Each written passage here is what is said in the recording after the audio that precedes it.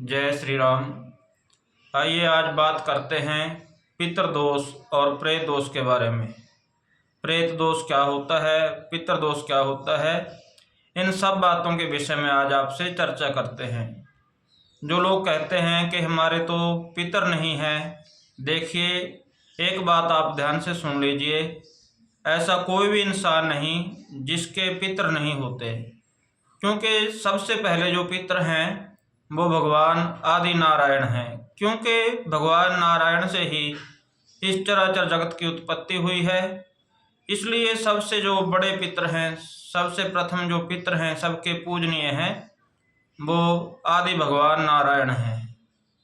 और हर इंसान का जन्म किसी न किसी माता पिता के माध्यम से होता है, तो वह माता पिता जो आपके संसार को छोड़ के चले गए वो आपके लिए पितृ स्वरूप हैं।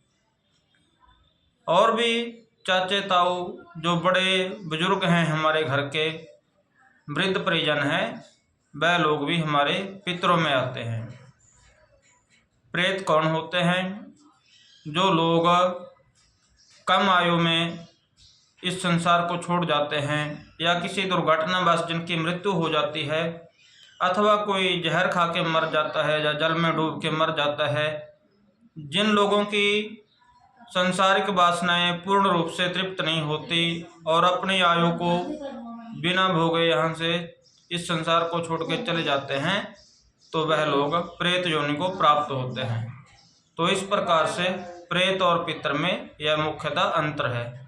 जो पितर होते हैं वो हमारे वृद्ध परिजन होते हैं, हमारे पूजनीय होते हैं, लेकिन जो प्रेत होते हैं वह अतृप्त आत्माएं होती हैं। ये आप अंतर समझें। पितर हमेशा ही आशीर्वाद प्रदान करते हैं। जो पितर देवता होते हैं वह पितरलोक में निवास करते हैं, और जो प्रेत होते हैं जिनकी वासनाएं अधूरी रह जाती हैं, तो वह अतृप्त आत्माओं के रूप में इस संसार में हमेशा घूमते रहते हैं। प्रेत होते हैं जो वो हमेशा ही पीड़ा देते हैं, और पितरलोक में निवास करते हैं। जब हम उनके निमित्त कोई दान करते हैं, किसी भूखे को अन्न देते हैं या गाय को चारा खिलाते हैं, अथवा पितरों के निमित्त श्राद्ध पक्ष में जो भी हम कार्य करते हैं, तो उससे पितर देवता आशीर्वाद प्रदान करते हैं। पितरों को ज़्यादा पूजने की जरूरत नहीं होती, उनके निमित्त दान और तर्पण आदि करने से ही वह प्रसन्न हो जाते हैं। जैसे लोग घर में स्थान बनाते हैं पितरों का, तो पितरों का स्थान बनाने की आवश्यकता नहीं होती, पितरलोक में वास करते हैं।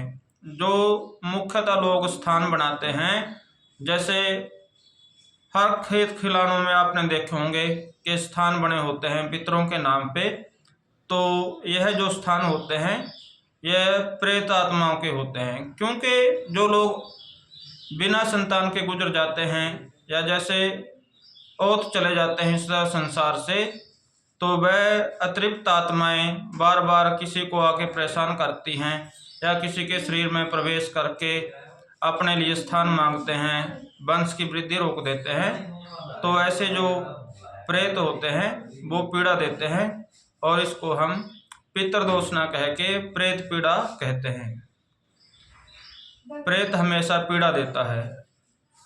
हम अपने बहुत सारे अनुभवों के आधार पर देखते हैं जीवन में कि पितर देवता कभी भी किसी को पीड़ा नहीं देते। जो प्रेत होते हैं वही व्यक्ति को संसार को पीड़ा देते हैं, और प्रेत ही हमेशा परेशान करते हैं।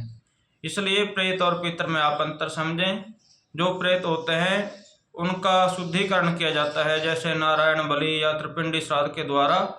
यदि हम उनको इस प्रकार से पितृ पंक्ति में प्रवेश करवा देते हैं, तो वह भी पितृ श्रेणी में आके आशीर्वाद प्रदान करने लग जाते हैं। यह अंतर होता है प्रेत और पितर में। जय श्री राम।